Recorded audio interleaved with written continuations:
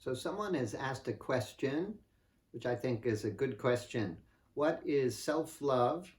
Is self-love important in our spiritual practice?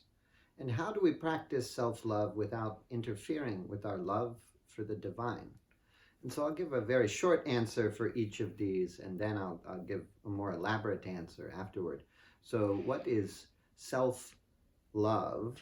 Self-love is loving oneself, not loving the outer aspects of who one is, not loving the changing aspects of the ego, but loving one's true self. And is self-love important in our spiritual practice? Yes, it's very important. And so how do we practice the self-love without interfering with the love for the divine? Is we see ourselves to be in everything else around us, and we practice loving everyone and everything. Those things that we have trouble to love in particular, if we can love those, it's all an outer manifestation.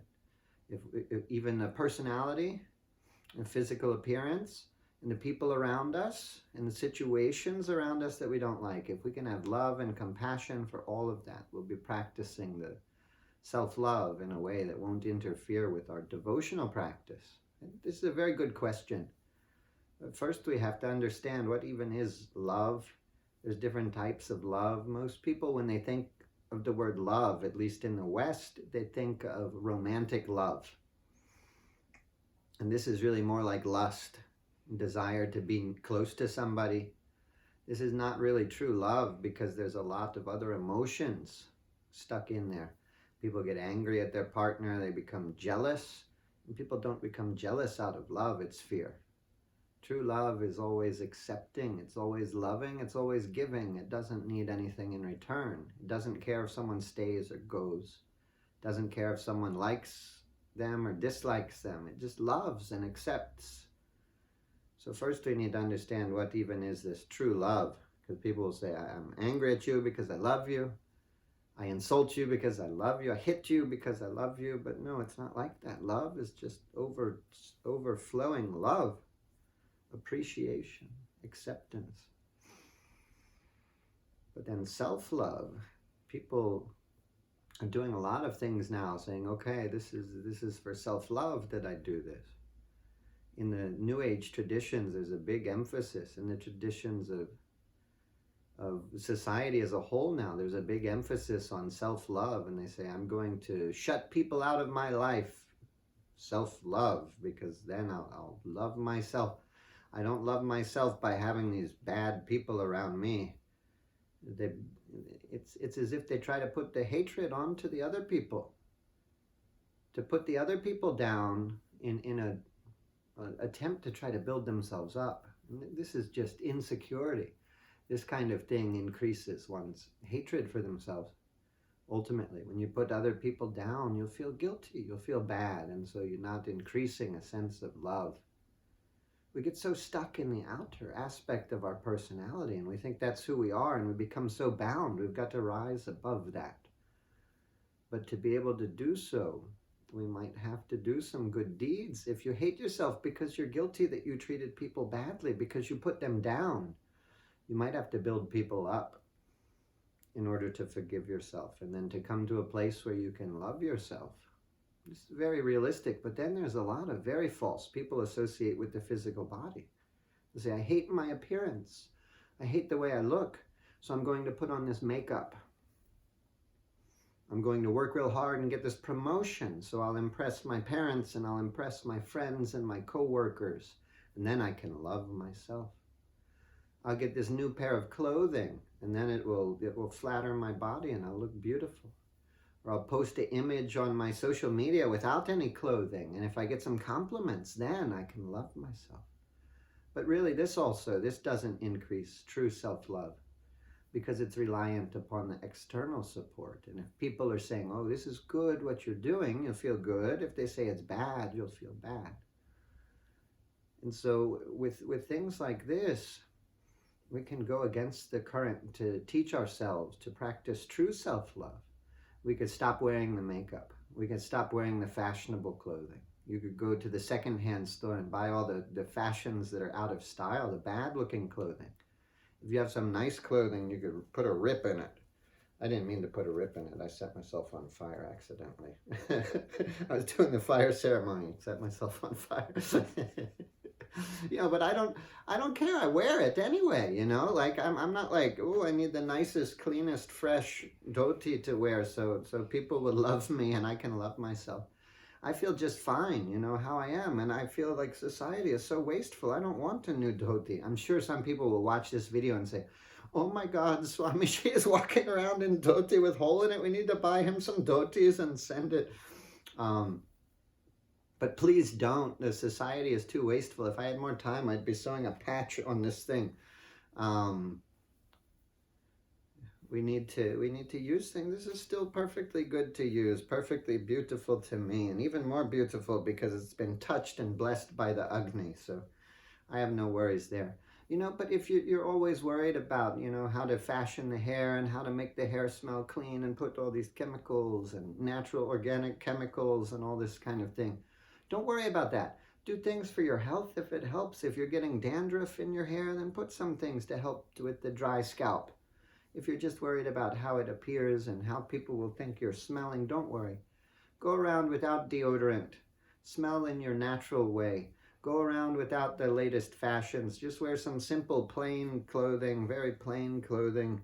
Just get a loose-fitting sweatsuit or something and just wear that everywhere, all time, same color every day. Cut your hair to look bad. Maybe cut off half of your hair or something so it looks crazy and no one will think that you're in style. And then everyone will be saying, you look bad. You look bad. And every time it will be a positive encouragement to get you to love yourself. You won't be dependent upon the external things. This is one thing we can do. And if we're doing this, we have no concern that we're building up our ego. That's the problem, is that people don't have a sense of who the true self is. They associate with the body, they associate with the mind, they associate with the accomplishments. But really, we're not that. The true self is God. The Atma, the self is Brahman. The true self is God. And that same Brahman is in everything, in everyone. If you have enemies, if you have people who hurt you, people who insulted you, people you feel scared about, people you feel angry at, people you feel afraid of, annoyed by, practice loving them and seeing God in them. See that yourself is the self in them and love them. People are spending too much time practicing loving themselves, although this can be useful.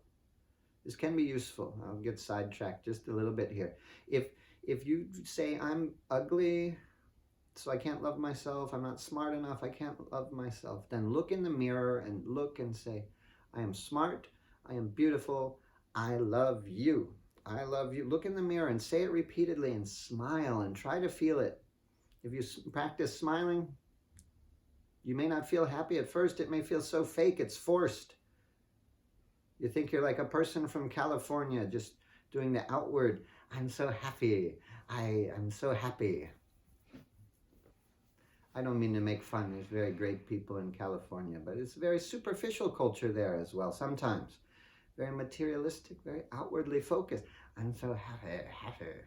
And they're acting, but if you act like you're happy enough, you'll become happy, and probably soon those people will be happier than we are because they're doing that practice.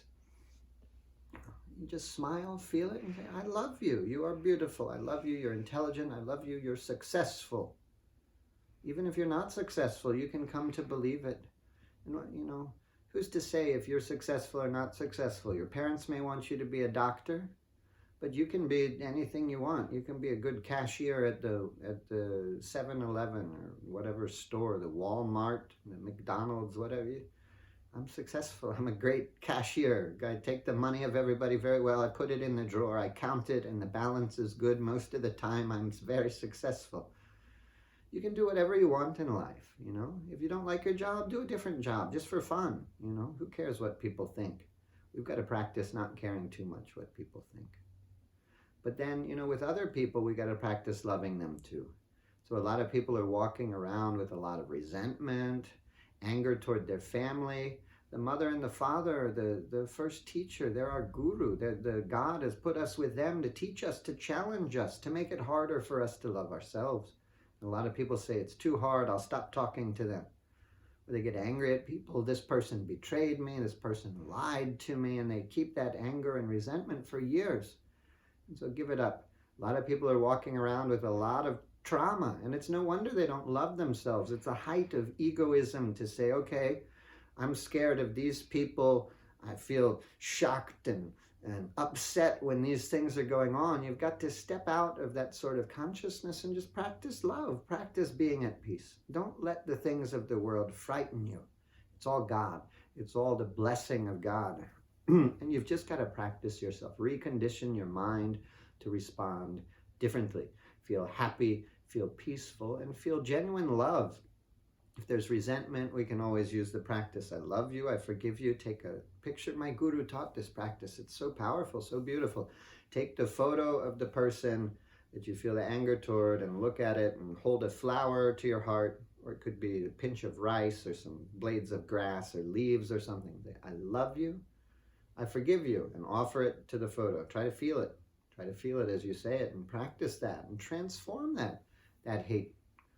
If you've done bad things, you may have to do good things to counterbalance that energy. If you've hurt people, if you've betrayed people, if you've made people feel sad, you may have to work to make people feel happy before you can really, truly love yourself. But with some practice, it's possible. And when you think of it in that way, when you're really going to that level of self and not just building up this outer ego by acting like your accomplishments in life, your attainments, your name, your possessions, your physical appearance.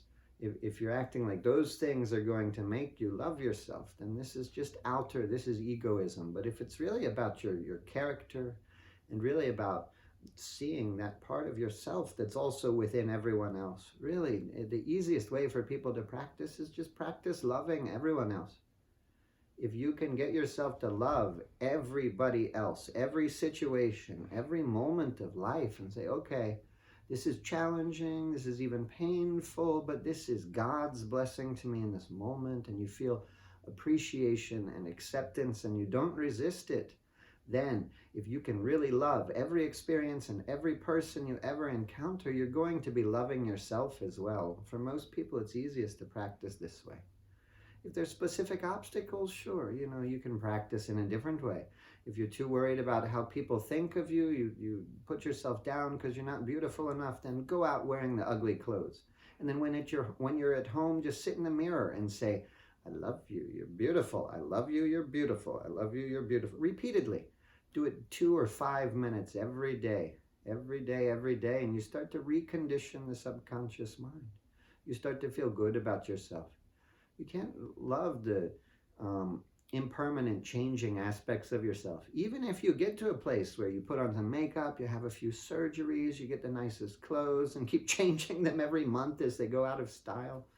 Even if you start to feel good about how you're looking, give it 10 years, give it 15 years, give it 20 years, the body's going to age, it gets wrinkles and things. You won't be loving yourself anymore. What do you do then? Then you have to do the practice. Unless society's beauty standard changes and old people are now attractive, eventually you're going to have to do that practice because you can't do enough surgery and makeup and all that to cover eventually. Eventually you'll have to do that practice of loving yourself. And really, that's all you can do. Just sit there, I love you. You can't love the outer aspect. Maybe you can practice seeing the guru within yourself, seeing God within yourself. The guru is in you, God is in you. And so you can sit there and do that meditation, and whatever your Ishta Devata, your chosen form of God may be, Jesus, Ganapati, Shiva, Devi, Vishnu, Krishna, Rama, Narasimha, whoever it may be, just meditate on that form of God in the body. Maybe meditate God in the hand. Shiva is in my hand. Just view Shiva Lingam. It's just in your hand, and your hand is Shiva Lingam. And then Shiva Lingam in the arm, Shiva Lingam in the upper arm, in the right shoulder. And then do the other hand. Left hand, arm, left shoulder, everywhere. Abdomen, Shiva Lingam in lower abdomen. Shiva Lingam in legs, Shiva Lingam in head, Shiva Lingam everywhere. My whole body is just like energy of Shiva is there, and you love God. If you feel some love toward God, if you feel some love toward the Guru, meditate that they are there dwelling in the body and become aware of that. They are there. They are there. If you can do that visualization, you can love that. Don't love the outer aspect. Don't love your accomplishments. Don't love anything. Don't love the good things people said about you. Love the God in you. Love what is permanent, not what is changing. Because what is changing, you'll probably never be able to get yourself to really, truly love. But even if you can, then it will change. Then you will have lost it. So love what is permanent in you.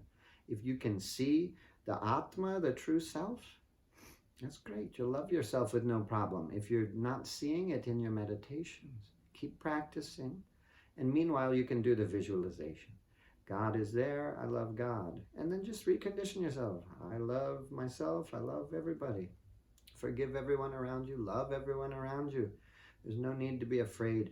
We've got to stop dwelling in the lower chakras, that lower consciousness, and bring ourselves up to the higher consciousness of love and understanding. Excuse me. Love and understanding. Just stop feeling afraid. Stop feeling angry. Stop feeling scared. Stop feeling jealous. Stop feeling envious. Stop feeling desirous. Just look there with the love and the compassion and the giving. Up in the higher chakras, when we get up to heart chakra even, or throat chakra, third eye chakra, just practice that. Don't want anything from the people. Just go there giving them something. Go do what you can to help them. Offer to assist. Don't expect any thanks. And just look at them through the third eye and send them the blessing. Like if you have any merit accumulated from the spiritual practice you've done, just pray, God, give that to this person. If you give me anything, just give me greater awareness of you. And if they want anything in life that might make them happy, give them that. And just, look through that place of higher consciousness. And then you can love and not be afraid and not be bound by all of it. And you start to get loose from the egoism. Really, it goes hand in hand. The self-love is essential in our spiritual practice. But true self-love will be definitely expressed by a love for everything around us, compassion and understanding even for our enemies and those who hurt us. When we practice this kind of love, we surely come closer to the divine, and it becomes easier to just love everything naturally. They say when people do a certain amount of spiritual practice, the consciousness goes up, and then it becomes very hard to hurt anybody. They just want to ease everybody's pain. They want to help everybody. And that's why a lot of very spiritual people become vegetarians, because they no longer feel good about hurting even the animals. So they try to reduce that pain, and we have to hurt something, but at least the plant has less complex nervous system to process the pain. It becomes difficult to eat meat, difficult to say harsh words, difficult to hurt anybody. Really, compassion is the true expression of the self-love, which then is expressed by love for everyone else around us. Hopefully that helps answer this question. Thank you. Very good question. Om.